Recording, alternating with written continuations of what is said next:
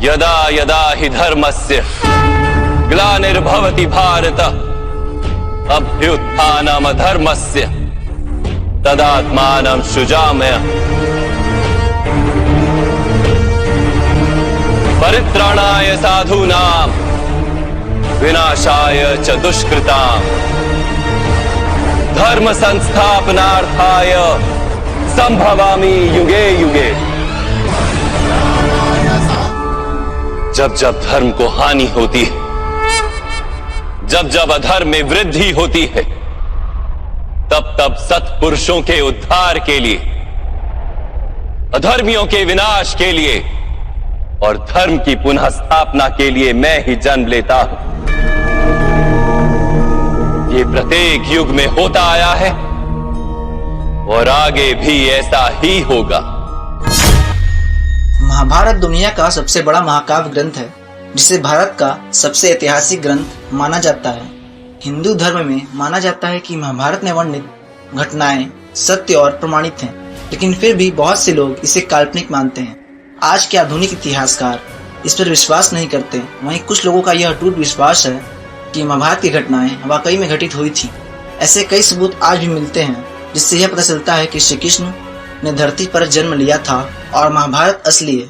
आज हम आपको महाभारत काल के 9 सबूतों के बारे में जानकारी देंगे और आखिरी के 2 सबूत आपको सोचने पर मजबूर कर देंगे। तो चलिए शुरू करते हैं।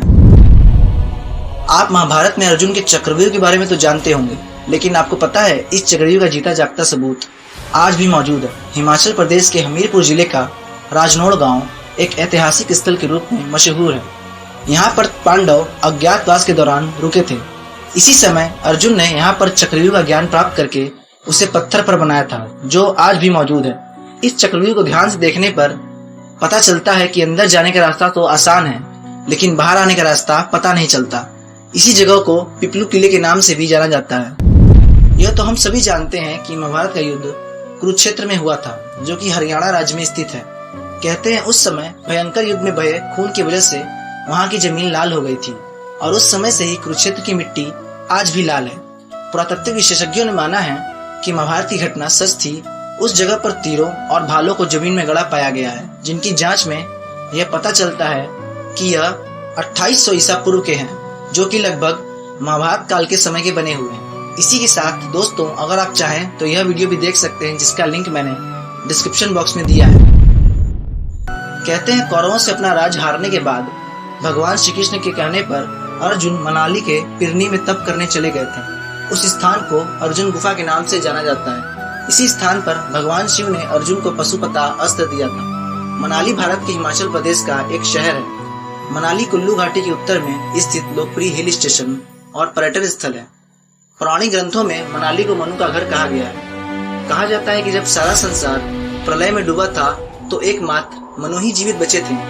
मनाली में आकर ही उन्होंने मनुष्य की पुनर्रचना की, इसलिए मनाली को हिंदुओं का पवित्र तीर्थ स्थल भी माना जाता है। इसके अलावा मनाली में हिंदू गाथाओं से जुड़े और भी कई प्राचीन स्थल हैं। उत्तर प्रदेश में स्थित मथुरा नगरी भगवान श्री कृष्ण की जन्मस्थली होने के कारण यह महाभारत की घटनाओं का प्रमुख केंद्र रहा है।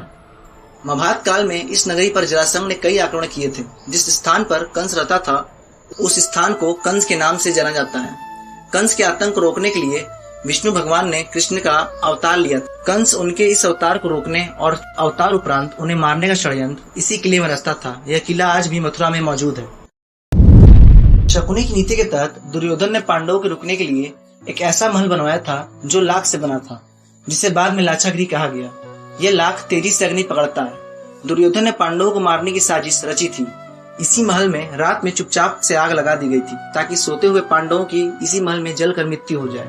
किंतु पांडवों के जासूसों ने उन्हें इस योजना की सूचना दे दी थी और वे रात को ही एक गुप्त सुरंग से निकल भागे। ये सुरंग आज भी है, जो गाजियाबाद में हिडन नदी के किनारे पर खुलती है। लाख से बने महल के अवशेष आज भी बरनावा में पाए जाते हैं। यह बरनावा या वर्णावत नामक स्थान मेरठ जिले में स्थित है। मेरठ से 35 और सौधाना से 17 किलोमीटर दूर बागपत जिले में स्थित एक तहसील का नाम वर्णावत है। यहाँ महाभारत कालीन लाक्षागृह चिन्हित है। इसके अवशेष आज भी यहाँ एक टीले के रूप में मौजूद है। लाक्षागृह से निकलने पर भटकते हुए पांडव वर्तमान नागालैंड में पहुंच गए। वहां पर राक्षसी हिडिंबा संग भीम का विवाह हुआ था। तत्पश्चात उनका घटोत्कच नामक पुत्र हुआ। जो भीम के समान ही बलशाली था। भीम अपने पुत्र के साथ जिन गोटियों से शतरंज खेला करते थे वह आज भी नागालैंड के दीमापुर में देखी जा सकती है। अश्वत्थामा महाभारत की उन सबूतों में से एक है जो महाभारत की वास्तविकता पर प्रकाश डालता है।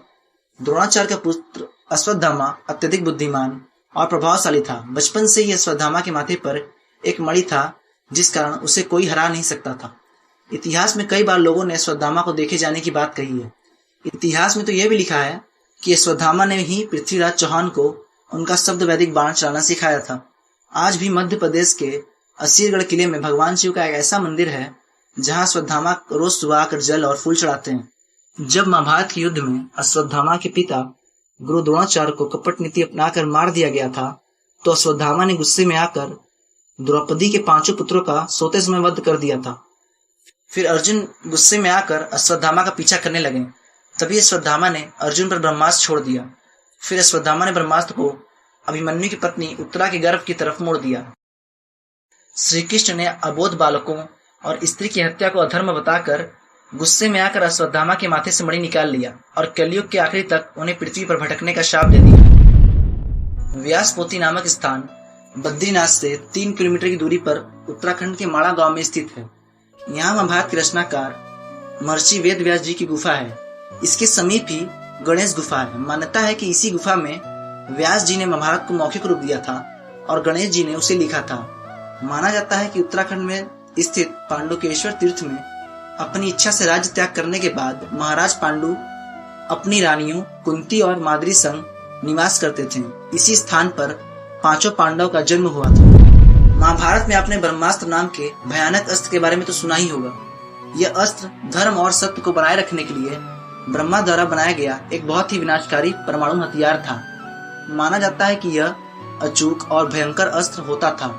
इसकी प्रामाणिकता तब सामने आई जब अमेरिका ने जे रॉबर्ट ओपेनहाइमर को परमाणु बम बनाने को दिया था।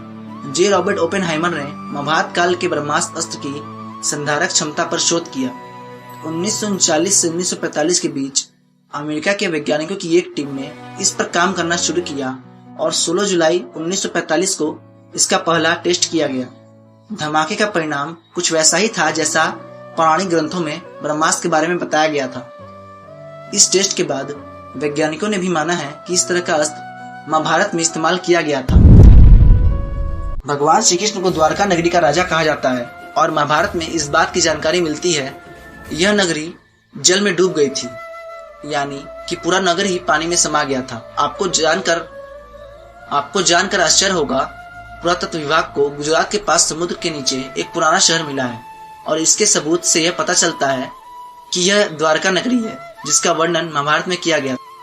दोस्तों, मैं आप सबको बता दूं, 1952 में प्रोफेसर बीबी लाल ने सबसे पहले हस्तिनापुर में महाभारत के इतिहास को सामने लाने के लिए खुदाई का काम शुरू करवाया था।